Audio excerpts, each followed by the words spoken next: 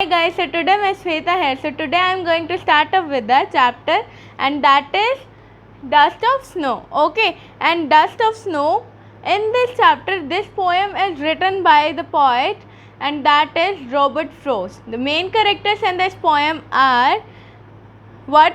Hemlock tree, poet, and a crow. Okay, here the poet was in a bad mood, and when the dust of snow, when the crow shook on that shook on that tree, hemlock tree. Basically, hemlock tree is a poisonous tree with the beautiful white flowers, small white flowers on that. And when the crow shook on that tree, the poet suddenly the dust particles fell on the poet, and at that time the poet mood was at that time sad, and from that sadness to the mood was became into happiness. Okay, so now I will explain you this dust of snow summary. And here the way a crow shook down on me the dust of snow from a hemlock tree. So now I will tell you the summary of this. Okay, the poem is set in a scene where the poet is in a bad mood and is walking along the by a hemlock tree, and hemlock tree is basically a poisonous tree with a beautiful white flowers, and that are basically small. Okay, as he passes by, a crow happens to throw some dust of snow on him. Okay, whether it falls on his head or shoulders is unknown, as there is no specific mentioned in this paragraph. Okay, also the readers are left in doubt about the bird's specific action, whether the crow was landing shivering with cold, readjusting itself on the branch, or taking off. It happened to send some particles of snow.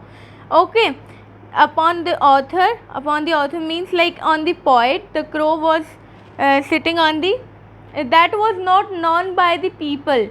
Like in this nothing is mentioned like why that crow shook on that poisonous tree. Okay, so here the two agents of nature, the hemlock tree and the crow, are signified as sadness and gloom, just like the poet's mood was in the opening scene. Like in the opening scene, the poet's mood was in the sad way, and after falling dust of snow on him, his sadness became an happiness.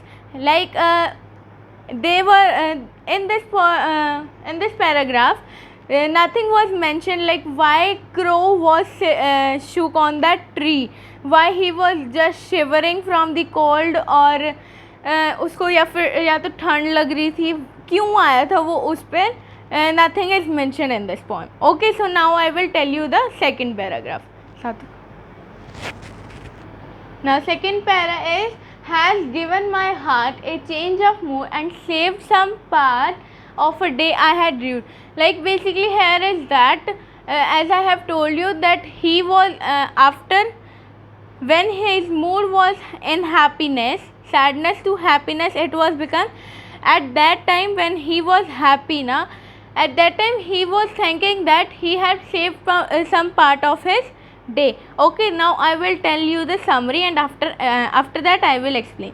For reasons unknown, the author was having a terrible day, but the falling of the snow on his head lifted his mood instantly. As I have told you that after falling of dust of snow on his shoulders or on his hand or head, anywhere it could be fallen, at that time his mood was at sad, and after that it was became an happy. Like that he had already spent his day in a bad mood, but the rest of it was saved by the crow and the hemlock tree. Generally, hemlock tree and crow are used for negative references, but the poet used them beautifully to portray. Like here, why poet has used only a crow? Why not minna, parrot, or peacock, something else? Like owl here is a very bad omen. Like it is a symbol of a bad omen, as you all know. Okay, but the poet used them beautifully to portray that inauspicious things can bring joy and happiness too. Like कोई भी inauspicious things can also change our day, like we don't know that how our day will go in present, in future, sorry. Okay, so we don't know like this. One must not take things for granted and should be open and accept whichever way the nature chooses to bless us. Okay, so this was the summary. And so bye students, please like and subscribe my channel, and if you liked it, do share it. Okay, bye, tata, see you.